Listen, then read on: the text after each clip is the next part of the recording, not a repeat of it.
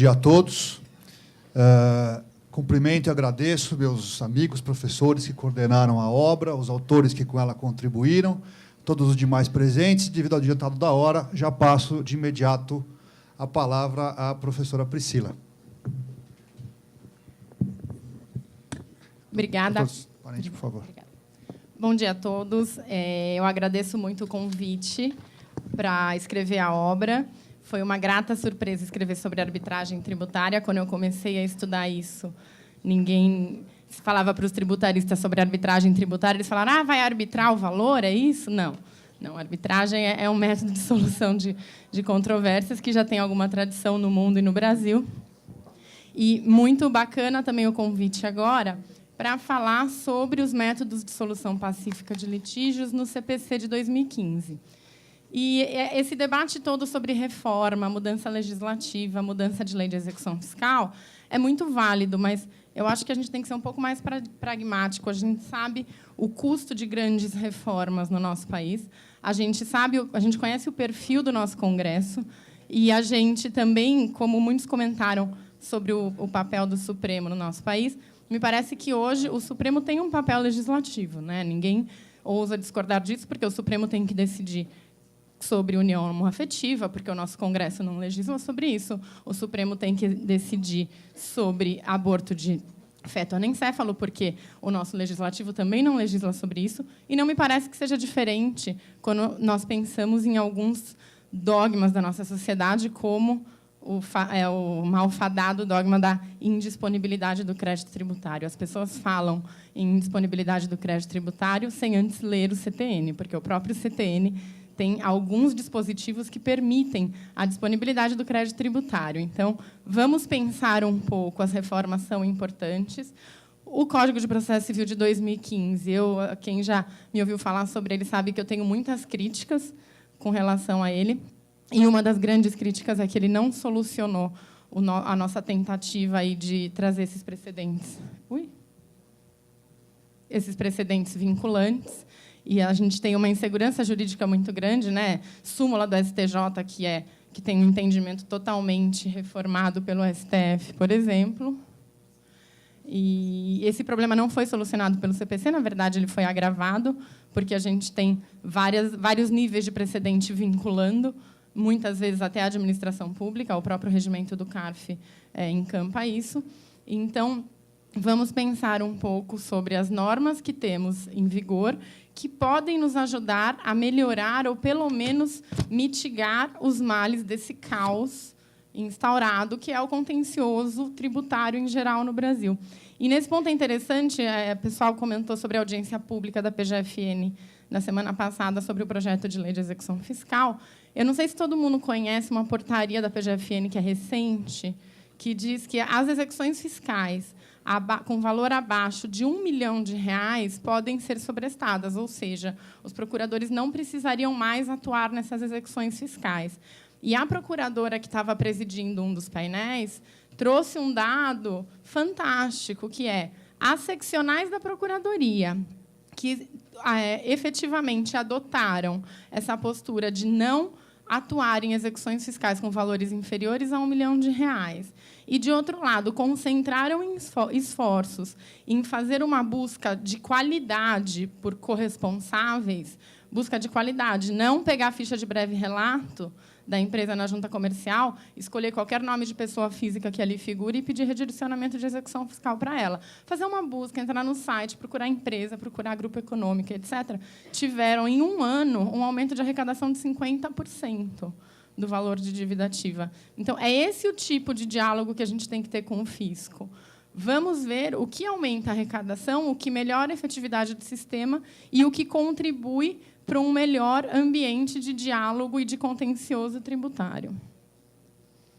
Pensando um pouco sobre essa onda de ADRs, né, que são os métodos alternativos de solução de controvérsias, essa tradução vem muito do direito americano, e digo que o Brasil engatinha, em termos de ADRs, em todas as esferas, em todas as diferentes matérias.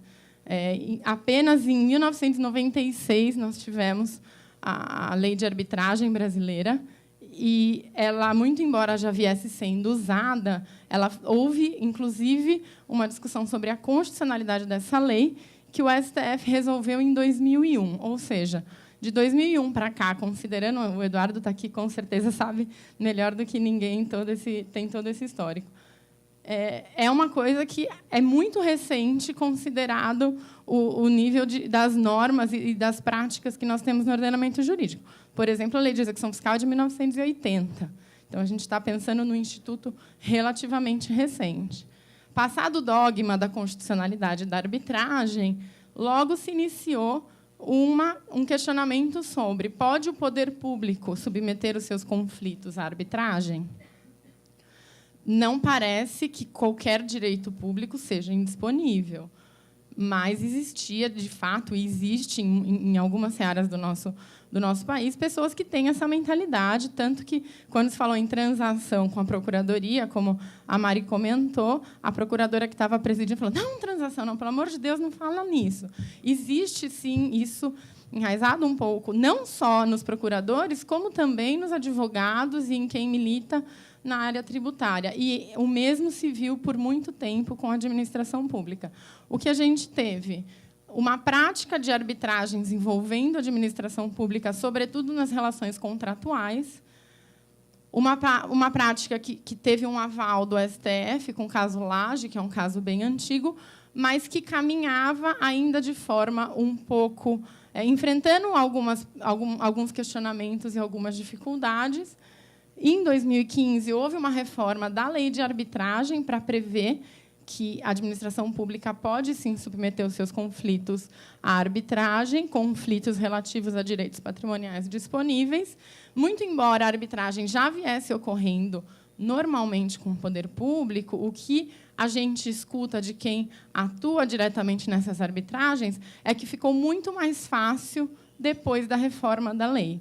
Isso já acontecia, mas a lei acabou trazendo um conforto e uma segurança. E a gente tem, recentemente, outras leis, por exemplo, que tratam de arbitragens no setor portuário e em outros setores específicos. Um outro marco bastante relevante é a Resolução 125 do CNJ. É uma resolução que foi muito trabalhada pelo professor Kazuo Watanabe e pela professora Ada Pellegrini Grinover, lá no CNJ. E foi um marco de trazer um pouco para a legislação ordinária uma política judiciária nacional de tratamento dos conflitos de interesse. Porque não basta eu fornecer um método de solução de conflitos, eu tenho que fornecer um método que solucione de maneira satisfatória aquele conflito. E, pegando o levantamento do Everardo, 26 anos para resolver um conflito tributário não é satisfatório. O tempo que se leva e o nível de esgotamento das prateleiras dos tribunais. Quem aqui não se lembra da época em que a gente visitava o Fórum das Execuções Fiscais aqui, e eles tinham uma trava, uma chapa de ferro? Alguém se lembra?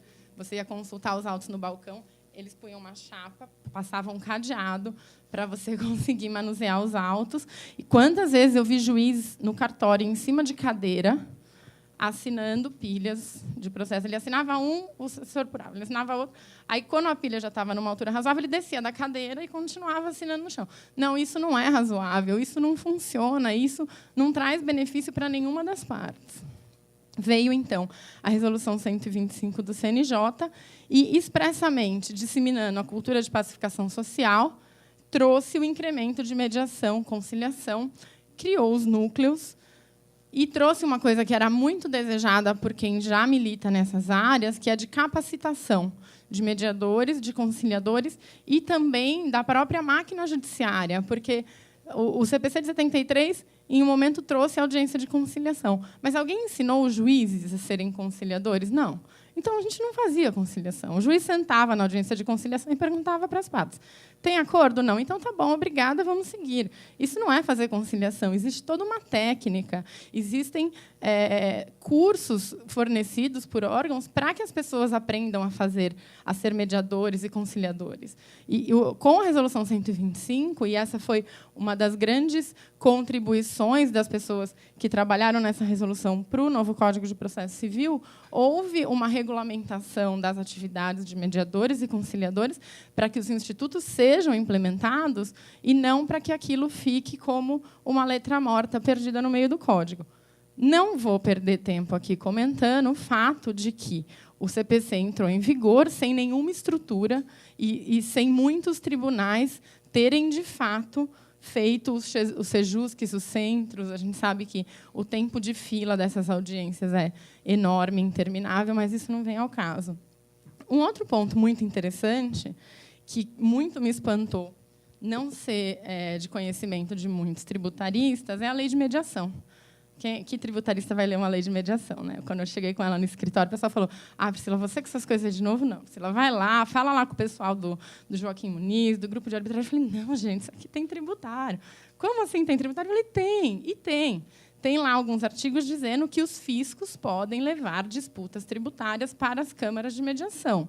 Existe uma ressalva quanto a tributos federais devidos por contribuintes privados, mas também para conflitos envolvendo contribuintes privados. Para estados, Distrito Federal e municípios, existe já uma disposição legal abrindo a possibilidade de solução em câmaras de mediação feitas dentro do âmbito do poder público e que podem ser criadas pelas próprias pessoas jurídicas de direito público. Então, o foco aqui na lei de mediação é CPC, mas existe uma lei. Então, a gente não precisa pensar em reforma. A gente pode tentar usar o que já existe. É muito mais fácil do que tentar passar uma mudança geral no Congresso. E eu inclusive, estou em contato com um procurador da Fazenda Nacional, que é o Rogério Campos, e a própria Procuradoria já está trabalhando em alguns artigos para mudar essa lei de mediação, para tentar incluir, atribuir uma amplitude maior para a atuação da PGFN nesse tipo de solução de conflito. Esse é um cenário muito breve do que eu vejo de onda de ADR que pode, de um jeito ou de outro, afetar as nossas causas tributárias. E aí chegamos no CPC. O CPC não precisava ter sido alterado, ao meu ver. O CPC está aí por questões políticas. O CPC serviu para o Sarney ter o nome dele numa lei importante, serviu para o Fux e para o STF, o Fux está lá, mas o fato é que ele está aí, a gente não tem mais que ir contra isso. E teve algumas evoluções, e uma delas é o que vem no artigo 3º, logo na parte geral. É permitida a arbitragem na forma da lei.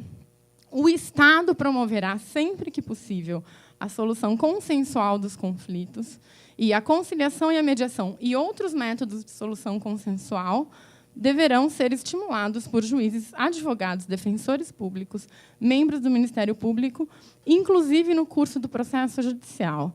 E isso aqui já traz uma pista interessante para a gente. A gente fala muito no meio de ADR em tribunal multiportas, né? Eu tenho várias possibilidades, vários possíveis caminhos a seguir. Eu posso ir para o judiciário, eu posso ir para a arbitragem, eu posso procurar uma câmara de mediação. E isso tem que ser incorporado, de alguma forma, no direito tributário. Essa sistemática engessada de que você é autuado, você espera a revisão, você vai para o CARF, termina o CARF. Óbvio que a empresa quer ficar no CARF, ela discute sem garantir. Mas adianta eu discutir sem garantir se eu sei que eu vou perder? Vamos pensar. Será que não seria possível, eventualmente, ter uma terceira via? Uma arbitragem, por exemplo. Então, a empresa, o contribuinte poderia escolher ou ele vai para o CARF ou ele vai para a arbitragem. Só que, se ele for para a arbitragem, depois ele não pode migrar para o judiciário.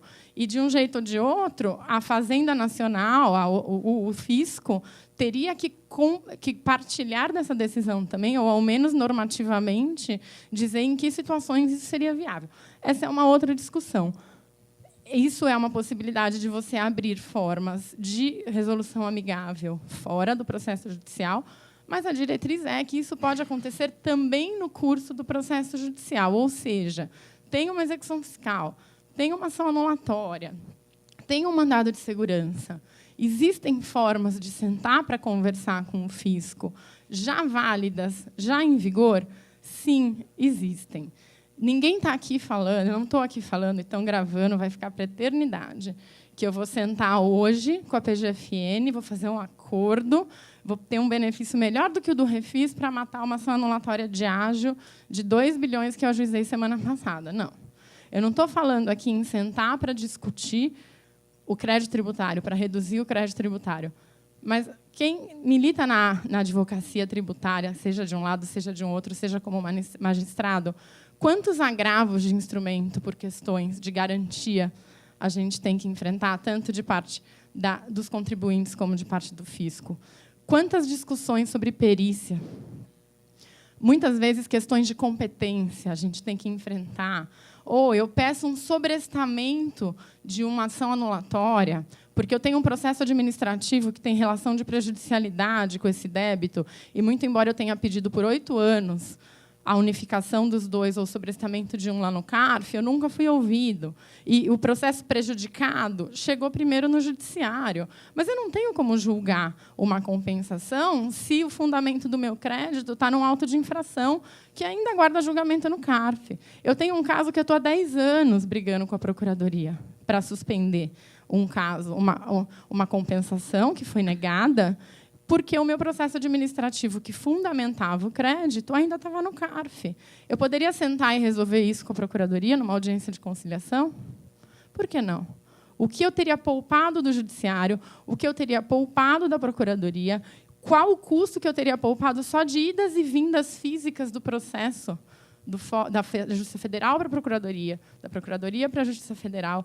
Quem perderia com isso? Ninguém. E, no fim do dia, eu ainda corro o risco de ter uma decisão que vai ser absolutamente inválida, porque, a partir do momento, se eu ganhar o processo do crédito, eu vou matar esse caso do débito. Então, eu vou ter uma decisão, uma sentença, vou ter que apelar, vou ter que pedir para anular, vou ter que pedir para voltar. Qual o custo disso? É incomensurável, na minha opinião. 2 institutos que eu escolhi para trazer, para conversar com os senhores que já estão no novo CPC. Eu vou mencioná-los brevemente e depois eu entro um pouco sobre eles na esfera tributária. O primeiro deles são os negócios jurídicos processuais. Os negócios jurídicos processuais, contratos processuais, ou seja, são contratos que versem sobre questões processuais. Isso pode ser feito antes do processo judicial e levado depois para o processo judicial? Sim. Isso pode ser feito no curso do processo judicial? Sim. Eu posso, por exemplo, pensando contratualmente, todo mundo faz negócio jurídico processual. Quem nunca assinou um contrato de locação com eleição de foro? Isso é negócio jurídico processual. Poderia eu, eventualmente, firmar um negócio jurídico processual? Tenho um litígio repetitivo com a Fazenda Nacional, né? Um litígio que se repete período a período. Posso firmar um negócio jurídico processual com a Fazenda dizendo que, para os litígios dessa natureza, o perito judicial vai ser o fulano? Por que não? Se é um perito bom, que ambas as partes confiam, por que não ambas as partes, eventualmente, nomear uma Big Four para figurar como perita judicial numa ação? Qual é o impedimento disso? A Big Four ela tem uma independência, ela não vai dar um resultado enviesado para um lado ou para o outro, e isso vai fazer com que o próprio poder público confie nela. A gente tem visto, atualmente, os honorários de peritos tributários indo a valores astronômicos. Eu já tive perito pedindo 700 mil de honorários para fazer perícia, 350 mil. Eu já quase consegui um negócio jurídico processual desse na Procuradoria da Fazenda Nacional, em Manaus, consegui o aval em Manaus, mas a Regional de Brasília acabou vetando e a gente teve que encarar o perito. Enfim, os negócios jurídicos processuais, eles alteram ônus, poderes, faculdades e deveres, e aqui podem, por exemplo, nomear perito, definir sobre garantias, porque eu não posso ter um negócio jurídico processual com a Procuradoria, dizendo que, para garantir os meus créditos tributários, que hoje são de um valor... Vamos pensar numa empresa. Eu tenho até um exemplo que todo mundo conhece, Abril, Grupo Abril. O Grupo Abril está mal das pernas. E eles não conseguem fazer nada, porque eles não têm CND, não têm garantia, e não conseguem seguir não conseguem se defender de forma a garantir CND. Sem CND, eles não trabalham, porque eles não operam. E quantas empresas estão nessa situação? Por que não firmar um negócio jurídico processual dizendo que, olha, para essa empresa, nessa situação, vai ser penhorado 0,1% do faturamento dela, dividido por tantas ações que sejam ajuizadas para discutir créditos tributários, e a empresa vai se defender normalmente. Vamos pensar em embargos, mudar a lei, garantir a briga que a gente vai ter com a Fazenda para criar uma lei geral, e aí o discurso da Fazenda talvez vai ser muito mais pela quantidade de processos que estão perdidos por aí, procurando devedores, procurando corresponsáveis, e, de outro lado, a gente pensa em pessoas que... a gente pensa em contribuintes que poderiam ter uma situação diferenciada para justamente permitir com que eles consigam continuar operando e continuar pagando tributos, que é o maior interesse da Fazenda Nacional. Qual é o critério que afastaria um negócio jurídico processual? Um direito em que se admite a autocomposição. Eu vou passar para a audiência de conciliação ou de mediação, que também foi introduzida pelo Código de Processo Civil nas ações, para que o réu, a partir do advento do novo Código, não contesta, mas sim é citado para comparecer à audiência de conciliação ou mediação, em não havendo a conciliação ou a mediação, e o prazo para contestação se inicia. Eu pedi em todas as minhas ações ajuizadas sobre o advento do CPC a realização de audiência, e em 100% das vezes a resposta que eu tive dos juízes foi: como crédito tributário é indisponível, deixo de designar a audiência de mediação e conciliação. Quando ela não se realiza? Quando não se admitir a autocomposição. E aqui o professor Kazuo Watanabe tem um exemplo que deixa tudo muito claro. O direito de paternidade é um direito disponível? Me parece que não, que ele é um direito absolutamente indisponível. Mas eu posso firmar um acordo sobre direito de paternidade? Eu posso assumir? É possível que um pai assuma a paternidade de uma pessoa com paternidade desconhecida? Sim. É possível que um pai biológico faça um acordo com um pai afetivo para que haja uma alteração da paternidade daquela criança? Sim. Então, eu não estou falando em disponibilidade ou indisponibilidade do direito. Eu estou falando em direito que admita, de alguma forma, a autocomposição. E esse é o mesmo critério para a realização do negócio jurídico processual. Direito tributário admite autocomposição? Vamos dar uma olhada no CTN. Na Constituição, eu nunca achei, eu já li, já reli de ponta cabeça, de lado, do outro lado da Constituição, eu não achei nada dizendo que não poderia ter alguma forma de disposição ou de negociação com relação a crédito tributário. E o CTN não vai contra isso. O artigo 171, como já foi mencionado no painel anterior, fala da transação. A transação pode acontecer nos limites da lei. Muita gente questiona a natureza desses refis, todos esses PPI, programas de parcelamento. É transação, não é transação? O fato é que, por lei, o poder público abre mão de arrecadar parcela do crédito tributário constituído. Não me parece ser possível qualquer tipo de dúvida ou questionamento de que o crédito tributário é, sim, passível de transação. Temos a remissão total ou parcial do crédito tributário no artigo 172. Temos a exclusão do crédito tributário por anistia no artigo 175. Não há dúvida de que o crédito tributário, além de ser passível de autocomposição, ele é disponível.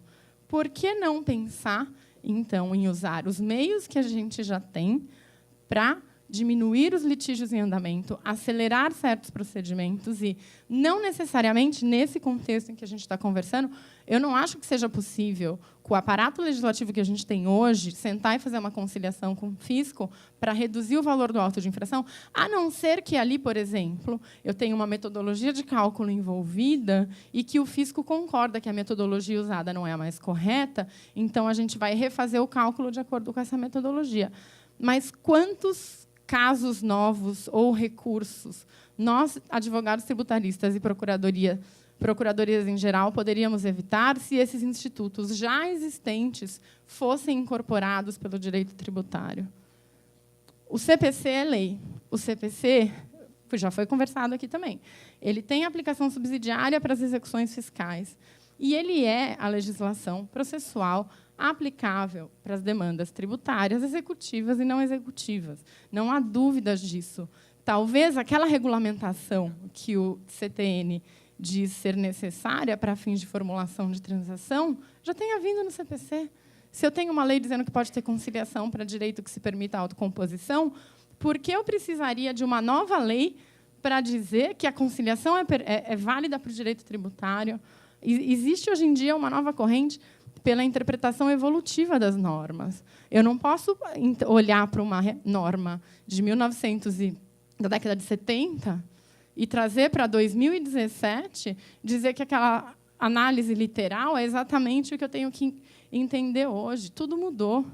Sentença judicial e sentença arbitral são equiparadas para todos os fins. Não existe mais formas da gente brecar essa evolução para o direito tributário. As mazelas do sistema já estão aí. O que a gente pode fazer de imediato é conversar sobre projetos de lei, debater projetos de lei. Isso é válido, mas é mais urgente a gente buscar os elementos nas leis que já existem e que a gente possa incorporar isso no nosso direito tributário. Muito rapidamente, era isso que eu queria conversar com vocês. Obrigada.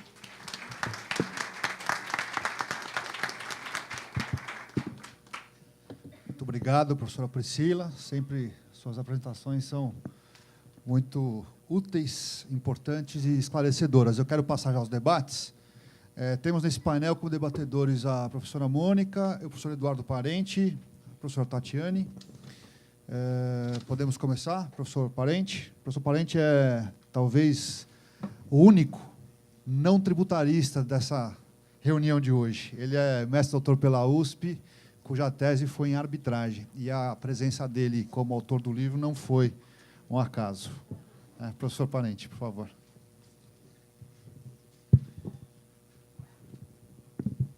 Bom, agradeço o convite. É um prazer estar aqui, voltar aqui à FGV, onde fizemos uma parte aí do pós-graduação. E como o Salucci disse, realmente eu sou um estranho no ninho, né? É até uma nova forma de linguagem, né? Eu sentei um pouco antes ali para tentar absorver o máximo possível, porque realmente não atuo, nunca atuei na área tributária, né? Quem faz isso é o meu sócio Salucci, e a gente tem uma área grande tributária no escritório. Mas o que me traz aqui é justamente a pertinência e o link de conexão entre o que nós estamos discutindo aqui, né, o que foi colocado no painel anterior, o que agora foi especificado na brilhante palestra aí da Priscila, e o momento que nós vivemos, né? Eu, como atuante do direito privado, advogado de contencioso, sempre fui, quando nos bancos do doutorado, eu me vi com a seguinte indagação, no processo estatal. Será que o processo estatal é um organismo sistemático? E, naquela época, me parecia que não, porque eram recortes em cima de recortes, não se falava ainda em novo código, o Código de 73 era uma coisa já na época de Buzaide, né? E cada hora vinha uma nova lei, e aí eu comecei a pensar se isso seria um sistema ou não. E disso nasceu uma ideia de aplicar essa ideia de sistema não para o processo estatal, e sim para o processo da arbitragem, que eu, naquele momento, estava começando a praticar, né, como advogado na época. E a questão era, será que o sistema de arbitragem pode ser um sistema próprio de processo? E aí a gente acabou evoluindo nessa ideia de um sistema, de um microcosmo específico, e com seus instrumentos próprios, mas que se comunicava com outros sistemas, né? Aí desenvolvemos uma ideia e avançamos por aí, né? Hoje, passados alguns anos, eu não só atuando como advogado, mas também como árbitro, o que eu vejo é que, cada vez mais, o microsistema de processo da arbitragem ele se comunica com outros microsistemas legais ou mesmo processuais. E é tão grato estar aqui, convidado para falar com vocês sobre esse assunto, que é justamente a sua palestra. O que é uma grata satisfação ver que essa comunicação entre os dois sistemas, no caso o tributário e o arbitral, ele não só está passando da ideia, como ele precisa ser colocado na prática, talvez, né? E foi exatamente a sua apresentação, né? Então, para mim, é uma grande satisfação comentar isso, comentar a sua exposição, comentar, inclusive, a nossa obra. Obviamente que eu não vou falar qual foi o objeto do meu artigo, mas meu artigo foi por aí mesmo, né? Mas também fazer não um alerta, mas chamar a nossa atenção de o que a gente precisa fazer para atravessar o Rubicão, digamos assim, né? Como sair da ideia para a prática. Como aplicar essa ideia bonita de sistema, que não é aquela ideia de sistema keynesiana, de regras que que se sobrepõem ou se encaixam, não é isso. Um sistema que seja adequado para a realidade que o mundo vive, então um sistema que é uma outra filosofia de sistema, e no caso eu apliquei Luma. Por que essa ideia também não pode ser aplicada para esse sistema de direito tributário que a gente está discutindo, que foi justamente o painel anterior, né? Esse sistema que não existe mais tributário? Como que esse novo sistema de direito tributário processual pode se comunicar e utilizar de ideias do sistema do processo arbitral? E como que a gente pode fazer isso? Talvez com pequenos ajustes na legislação que já existe, pequenas alterações. Eu, na verdade, só, por exemplo, eu numerei 6 só alterações bem pontuais que, na verdade, conseguiriam implementar mais ainda essa ideia que você colocou, de que a lei já fomenta a aplicação da arbitragem para o direito tributário, não só no CPC, mas também na nova lei de arbitragem, que veio com uma redundância dizer que a administração pública pode, sim, arbitrar, e a arbitragem ela não é um método amigável à jurisdição contenciosa, mas com determinados limites, com determinadas características que fogem desse modelo que a gente está acostumado, clássico, do aparato estatal que está falido, processos com 30 anos, etc., né? O nosso modelo arbitrário é muito novo, é um adolescente de fato, tem 16 anos, se a gente for considerar de 2001 para cá, realmente, então sofre das angústias, dos medos, da dor do crescimento, de tudo isso, de um adolescente de 16 anos, né? A voz fica rouca. Então, mas os dados empíricos que nós temos visto, inclusive recentemente, há coisa de 2 semanas, o Instituto Ipsos lançou uma pesquisa junto com a GV, foi, na verdade, uma pesquisa atualizada de 2008, da quantidade do número de arbitragens em andamento, arbitragens respaldadas pelo judiciário, os volumes envolvidos e as matérias discutidas. É um estudo, assim, já é público, eu vou depois disponibilizar para quem se interessar, que mostra que esse é um caminho inegável, né? Vocês do seu escritório sabem muito bem disso, o Joaquim Muniz, bem citado por você, é um dos principais atores aí da arbitragem no país, o seu escritório, inclusive. Mas o fato é que essa migração da arbitragem com o direito tributário parece ser um caminho muito interessante, que, obviamente, não se esgota, né? É apenas mais uma via, como você disse, que é mais uma porta nesse sistema multiportas de resoluções de problemas, né? Contenciosos, administrativos, judiciais e, nesse caso, arbitral. Então, é só essa minha observação e parabenizando pela sua exposição. Eu só queria pedir licença até para fazer um comentário. Se vocês me pedissem para falar de arbitragem, eu ia ficar 5 horas aqui falando de arbitragem tributária. Mas, para quem se interesse pelo tema, eu coordeno um grupo de estudos em arbitragem tributária no Comitê Brasileiro de Arbitragem. O Eduardo Tampos ouviu agora, arbitreiro é um povo complicado, eles são fechados, eles não se misturam, mas eles deixaram a gente montar esse grupo de estudos. Mas então, nós somos limpinhos, né? Eles dão um apoio muito válido para esse grupo de estudos sobre arbitragem e direito tributário. Para quem acompanhou a arbitragem e a administração pública, o grupo de estudos criado pelo SEBAR para discutir arbitragem e administração pública foi um dos grandes players aí nesse papel de consolidação dessa situação. Então, entrem no site do SEBAR, quem tiver interesse. O único requisito é ser associado ao SEBAR, mas, recentemente, a gente, inclusive, fez um debate, a Tatiane participou conosco como julgadora do CMT, e chamamos pessoas das procuradorias, da Fazenda Nacional, do Estado, do município.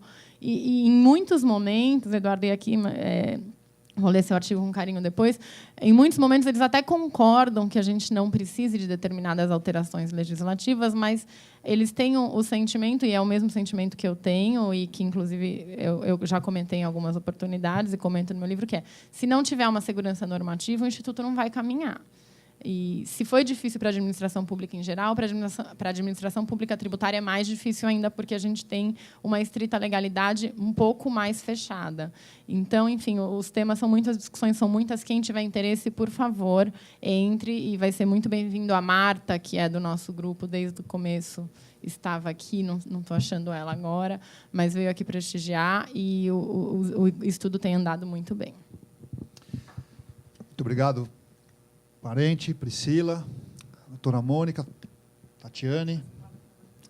Mônica, por favor, nossa próxima debatedora. Não, na verdade, eu só queria dar os parabéns para a Priscila por trazer esse tema.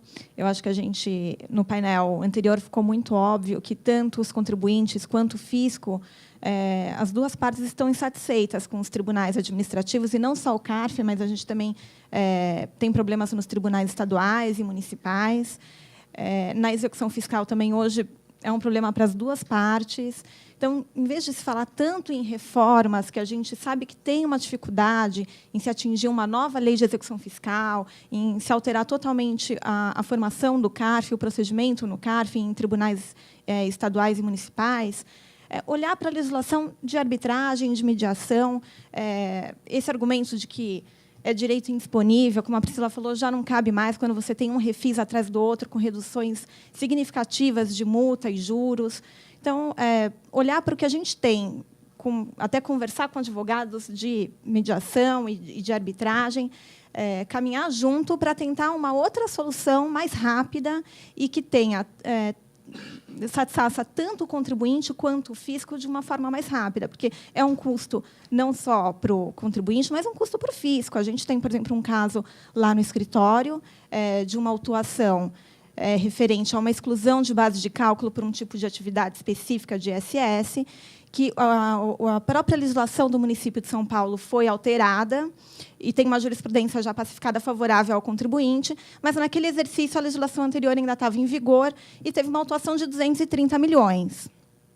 A gente, obviamente, apresentou defesa administrativa, mas o Tribunal Administrativo é obrigado a seguir o que está na legislação, e, naquele exercício, a lei estava em vigor, embora a alteração o próprio município tenha reconhecido com uma alteração posterior à exclusão da base de cálculo. A gente tentou conversar com os procuradores e a resposta, olha, não tem o que ser feito, a gente vai ajuizar a execução fiscal e, paciência, a gente sabe que a gente vai perder, vai ter uma condenação em honorários do fisco. Então, tem que ter essa... acho que contribuinte físico tem que olhar para isso também, sabe? O procurador que está com aquele caso, olha, eu vou perder e ainda vou gerar uma despesa muito alta de honorários para o Estado, né? Então, eu acho que a gente tem que pensar nisso, participar de grupo de estudo e tentar levar essa ideia adiante, sem grandes alterações até, sem pensar, precisa ter uma lei de arbitragem específica para direito tributário, precisa de um projeto de lei novo. Vamos olhar o que já tem e tentar trazer novas soluções para resolver para os dois lados. Obrigada. Eu já passo a palavra para o Luiz Flávio. Eu queria fazer rápidas considerações, especialmente em relação a dois pontos. A questão da indisponibilidade e outro, a necessidade de lei, especialmente para a arbitragem, né? Para a transação, é evidente que não seria necessário, já que já está no CTN, teria que ter uma lei federal. A gente está trabalhando no levantamento de todas as leis estaduais e municipais que já existem, que dispõem sobre transação em matéria tributária. São muitas. A gente tem estados que implementaram com muito sucesso transação em matéria tributária, e isso precisa ser trazido ao público, né? Priscila, a gente acha que no segundo semestre a gente vai ter esse resultado consolidado e a gente vai compartilhar com todos vocês.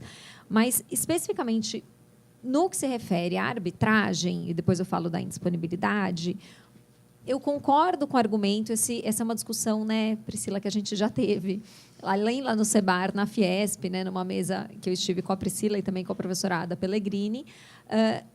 Eu acho que a gente devia aproveitar os institutos existentes, sem dúvida, as legislações existentes, mas eu não consigo ainda me libertar da necessidade de uma lei em matéria tributária que trate de arbitragem para o direito tributário.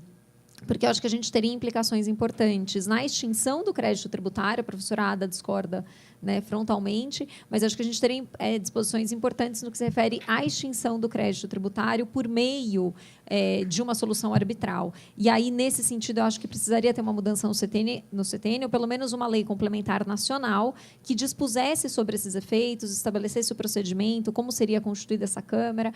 Então, eu acho que é uma evolução, é uma discussão na qual a gente ainda precisa evoluir.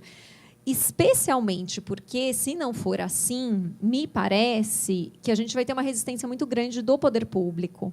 Porque, do ponto de vista da procuradoria ou das procuradorias, né, existe um constrangimento muito importante da lei de responsabilidade fiscal. Então, o procurador, ou quem quer que seja a autoridade, que seja competente para então, decidir e sentar na mesa com o contribuinte para chegar a um acordo, né, a uma solução comum, de bom termo para ambas as partes, ele tem alguns constrangimentos no que se refere à responsabilidade da gestão do dinheiro público, e isso está conectado, de alguma forma, com a questão da indisponibilidade. Eu concordo, né, escrevi isso agora, recentemente, a Receita Pública não é indisponível, a Receita Tributária não é indisponível, tanto assim que a gente tem mecanismos de renúncia de receita, né? Então, você tem isenção, você tem refis, você tem anistia, tem um monte de coisa. Mas qual que me parece que é o requisito para que haja essa disponibilidade? O requisito é exatamente a observância de uma certa ou total representatividade democrática. Se você tem representatividade democrática no que se refere à disponibilidade daquela receita, que é basicamente a previsão legal, então está tudo bem, porque o tributo se presta ao financiamento do Estado, e aí essa ausência de receita tributária ela tem que ser decidida democraticamente, né? Então, daí porque a lei me parece fundamental nesse caso. Ainda que isso torne um processo mais moroso e a gente demore mais para entrar, né, com a arbitragem no direito tributário, eu acho que assim a gente teria mais segurança, inclusive para o poder público, porque aí eu acho que ele estaria mais confortável em aderir a esses métodos alternativos. Mas é uma discussão longa, né, que eu não podia deixar de falar. Então, passo a palavra já, tomando aqui a palavra do Sallusti para o Luiz Flávio. Muito rapidamente, eu tenho um pouco a acrescentar. Parabéns pela palestra. Também sou daqueles, assim como a professora Tatiane, que entende que se necessitaria de uma lei complementar para a questão. Eu só pedi a palavra porque, coisa de 2 semanas atrás, nesse mesmo painel que eu participei, eu assisti um debate com representantes de diversos países, eram agentes fiscais de diversos países, que estavam discutindo o projeto BEPS e uma série de acordos multilaterais que estão aí sendo discutidos atualmente em matéria tributária ao redor do mundo. E o representante brasileiro, ao ser questionado sobre a questão da arbitragem, ele disse, olha, a chance do Brasil assinar um acordo se submetendo a arbitragens internacionais em matéria tributária é muito reduzida, porque essa é uma discussão que dura décadas no Brasil, e o Brasil tem uma grande repulsa a essa ideia. E os demais países falaram, olha, respeito o seu sistema, respeito que você tem peculiaridades, mas é uma pena porque esse é um dos núcleos da questão relacionada à coordenação, uma série de questões que seriam importantes para o avanço da matéria. É uma pena. Isso prendeu o público um tempo até para discutir por que o Brasil assumiria essa posição. Mas é interessante porque nós estamos discutindo aqui internamente, mas haverá uma pressão internacional para isso também. E essa pressão internacional, assim como esses grupos de pessoas talentosas que aqui estão discutindo a matéria, com certeza irá colaborar para a evolução desse tema no Brasil, tenho certeza. Muito obrigado. Professora Karen. Também, de forma muito breve, já parabenizando pelo tema, que é bastante controvertido, me parece que é uma situação um pouco diferente a arbitragem internacional daquilo que está sendo tratado aqui.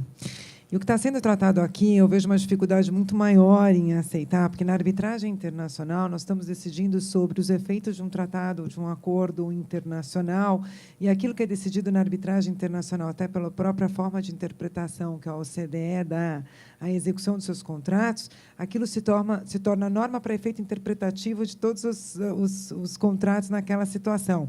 Portanto, você vai expedir uma espécie de norma que terá cunho geral interpretativo segundo a própria OCDE, ou seja, a OCDE tem formas de interpretação. Me parece que a situação da arbitragem para as questões de crédito tributário no âmbito nacional é completamente diferente. E aí eu ouso discordar e acompanhar até a professora Tatiane nisso, porque, veja, o crédito tributário ele é indisponível, ele não é transacionável, senão por lei. E não pode, e a meu ver, ainda que venha uma lei complementar dizendo que ele é transacionável sem lei, nós estaríamos ferindo de forma muito grave a Constituição Federal, porque o crédito tributário ele tem que ser cobrado mediante lei e ele tem que ser cobrado de todos e de forma isonômica, de todos aqueles que se subsumem àquela regra. Portanto, jamais eu poderia tratar de forma diferente aquele que foi a forma de arbitragem para a solução de conflitos daquele que não foi. Me pareceria uma situação absolutamente antisonômica. E a gente colocaria o poder público numa situação de possível resposta aos seus atos impróprios a qualquer momento, né? A gente colocaria o procurador numa situação inusitada. Não me parece razoável. O que eu acho, e aí sim, é que a gente poderia, sim, dispor daquilo que eu não preciso, eu não estou falando necessariamente do crédito tributário, e para o que eu já tenho previsão. Então, por exemplo, a história da garantia ou a história do sobrestamento. Pode ser por mediação, eu posso chamar como eu quiser, né? Mas garantia e sobrestamento, eu já tenho até pedidos, e a gente até fez um pedido no Estado do Espírito Santo, e a resposta foi favorável já. Né? A gente pediu uma solução processual atípica para a Procuradoria, dizendo, olha, o juiz determinou a penhora disso que vocês tinham pedido, isso é muito oneroso para a gente, isso fecha a companhia, a gente consegue te dar isto. E aí o procurador, inclusive oferecendo percentual de faturamento, o procurador falou, vamos ao juízo para que ele homologue, concordo. Quer dizer, veja, não vou dar suspensão, não vou dar certidão, porque ele não pode dar, porque a garantia não é integral, mas ele concordou que vai penhorando, e ele só vai dar certidão quando a garantia for integral. Então, veja, como mediação ou não, essa forma de pedido, que é um pedido processual atípico, já existe no novo Código de Processo Civil, já pode ser adotada, tanto para isso quanto para efeito de sobrestamento. Já outros casos, por exemplo, o exemplo que a Mônica deu, é um exemplo de mera interpretação legal. Isso jamais poderia estar sob transação. Isso tem que ser levado, enquanto crédito tributário, ao Poder Judiciário. Salvo se a gente disser que a gente daí é uma PEC para tirar o princípio da jurisdição una. E aí não é mais o Poder Judiciário só que vai decidir sobre legalidade. Porque enquanto eu estiver falando de crédito tributário, estou falando de legalidade. E aí a gente tem a situação, por exemplo, de poder tratar a revisão de ofício. Então, revisão de ofício já tem previsto pela Receita Federal do Brasil, só não é bem aplicado. A gente tem a hipótese de controle de legalidade pela Procuradoria a qualquer momento. Isso a gente conseguiu, talvez, o primeiro caso que foi chamado de transação no Estado de Minas Gerais, num caso de CMS, há alguns anos atrás. E isso, na verdade, foi chamado de transação, nada mais foi do que uma revisão já em fase de execução fiscal, onde a Procuradoria foi super diligente e falou, não quero sucumbir. E nós aceitamos pagar até uma parte, que a gente achava que mesmo ela era indevida, mas a gente resolveu pagar, porque, daquele jeito, extinguia a litigiosidade de 10 anos para frente, e quitamos com dação em pagamento. Então, isso acho fantástico, a forma de quitação, a dação em pagamento. Então, essas são só as considerações. Isso já é viável, eu acho que isso é uma questão de cultura, da Procuradoria querer aplicar, porque isso não precisa de lei, isso já está regulamentado no Código de Processo Civil. Dos advogados, né, que tem que pedir. Eu queria só fazer uma parte em relação ao que você colocou, Karin. Eu concordo em grande parte com o que você disse, mas acho que o problema ele passa por pessoas. Hoje existe uma presunção de moralidade reversa, né, para não falar que é uma presunção de imoralidade, né? A começar pelo CTN, que escolheu o artigo 171 para tratar de transação, né? Mas o fato é que a questão da garantia, por exemplo, né? Me lembro coisa de 13, 14 anos atrás, eu entrei com uma petição, já falei isso num evento aqui, entrei com uma petição para o Eric Ganstrup numa execução, eu quero uma audiência de conciliação e fui despachar. Né? Ele me olhou assim, franziu a testa, falou, mas eu nunca fiz uma audiência de conciliação ou execução, o que o senhor quer? Eu falei, eu quero transigir sobre a garantia. Garantia não é crédito tributário, eu estou garantindo o juízo, não estou garantindo o crédito tributário. Né? Ele agendou, e eu estive lá com o procurador, era INSS, na oportunidade, e debatemos, mediante a apresentação de demonstrações financeiras, qual era o percentual de faturamento que se fazia viável para garantir o crédito tributário sem que comprometesse a continuidade dos negócios. Né? E com a intervenção do juiz federal, foi feita ali uma transação. Eles queriam 20%, eu ofereci 110%, se eles conseguissem gerir a empresa nesse patamar. O que eu consigo gerir era com 3%. Né? E demonstrei isso, e evidentemente que pontos e contrapontos acabou chegando a um consenso, e foi ali definida uma garantia dê como um acordo. Né? No processo administrativo, o que obstaria de eu fazer isso no processo administrativo? Né? Eu sou do tempo que a gente fazia a petição na Procuradoria, assinava em conjunto. Né? Ia na Secretaria da Fazenda, lá na Procuradoria, discutir, olha, eu tenho esse imóvel, vale tanto, não vale, qual que é o laudo, é idôneo, não é? Aceito. Petição em conjunto, iríamos ao juiz. Né? Depois começou, não, isso é probidade e tal. Né? E aí a gente acabou tendo um obstáculo em relação a isso. Agora, no curso de um processo administrativo, isso é viável? Eu não vejo problema. Né? Vamos transigir sobre a qualificação do fato. O fato praticado com má fé ou com boa fé? Né? Isso tem impacto, por exemplo, na possibilidade de se reduzir a penalidade. Né? Qual é o fato? A professora Rita tem um livro de presunções que é fantástico, e ela fala o fato sempre é passado. Quer dizer, a própria reconstrução do fato é uma presunção feita por aquele que tenta identificar qual é o fato para, sobre ele, aplicar os efeitos jurídicos. Né? O que me impede de chegar com um contribuinte e falar, escuta, me prova aqui que teu porte econômico é A, B ou C, a ponto de justificar uma razoabilidade na fixação de uma penalidade num patamar que atinja seu efetivo benefício. Né? Eu não vejo problema, a princípio, ou talvez uma inviabilidade sob o argumento de que o crédito tributário é indisponível. Me parece que não há. Né? Não estou abrindo mão do crédito. Enfim, eu acho que isso passa por uma construção. A princípio, há uma dificuldade, deve haver uma formalização, positivação disso, até porque sabe que, muito embora a gente possa construir qualquer ideia que aponte para uma viabilidade de se fazer isso hoje, mas agente público nenhum vai botar a mão na cumbuca. Mas isso, né? por controle de legalidade, essa caracterização do fato, essa revisão por controle de legalidade, a Procuradoria pode fazer antes de ajuizar a execução, no curso Sem da execução, dúvida. a qualquer momento. Agora, podemos convencionar que o seu comportamento foi de má-fé ou boa-fé e condicionado ao pagamento de uma multa que o tribunal talvez ela repute pode fazer esse razoável. controle de legalidade não é a qualquer verdade? momento e olhar o teu fato. Acho que é isso. Pois não. Para contribuir para o efeito de esclarecimento com relação à arbitragem especificamente tributária. A gente tem um exemplo internacional, que é em Portugal, que é uma lei de 2011, né? E lá funciona por lei, teve uma lei, uma reestruturação grande, e essa lei ela disciplina qual é a montagem da Câmara de Arbitragem, a formação da lista de árbitros, quem se qualifica para ser árbitro tributário, aspas, portanto, 10 anos de experiência na área tributária, pública ou privada, tem que ter especialização na área, enfim, e outros requisitos gerais de probidade, etc., como qualquer árbitro, né? Mas ela traz requisitos específicos para entre aspas, árbitro tributário. Em Portugal está funcionando muito bem. Né? No Brasil, para essa realidade, seria realmente uma manobra, a gente precisaria de uma manobra legislativa até para efeito de legitimação perante a sociedade. Né? Mas hoje, talvez, com pequenas alterações pontuais, veja, não sou da área, mas existe aquele procedimento de consulta administrativa ao fisco. Né? Será que eu poderia fazer isso pela via de arbitragem, uma consulta por arbitragem, se alterar determinados dispositivos legais? Não sei, pode ser uma alternativa. Ao invés da consulta, você tem um tribunal definindo critérios. Sim, perfeitamente. É uma ideia, Perfeito. talvez. Porque essa consulta é ilusória, primeiro passo, tá, né? aparente. É ilusória. Essa consulta Enfim. é empurrar com a barriga o problema para não ser autuado por um tempo, porque não funciona. Mas se tivesse seria perfeito. É um dos exemplos que eu dou no meu livro. Eu falo, por exemplo, eu tenho uma dúvida sobre classificação fiscal. Qual é a classificação fiscal do molejo de colchão? Ele é uma estrutura de molas ou ele é um colchão? Eu tenho um posicionamento, o fisco tem outro. Não posso pegar uma arbitragem com um fiscal e 2 engenheiros para definir qual é a melhor classificação fiscal e aquilo ser vinculante para ambas as partes? Perfeito.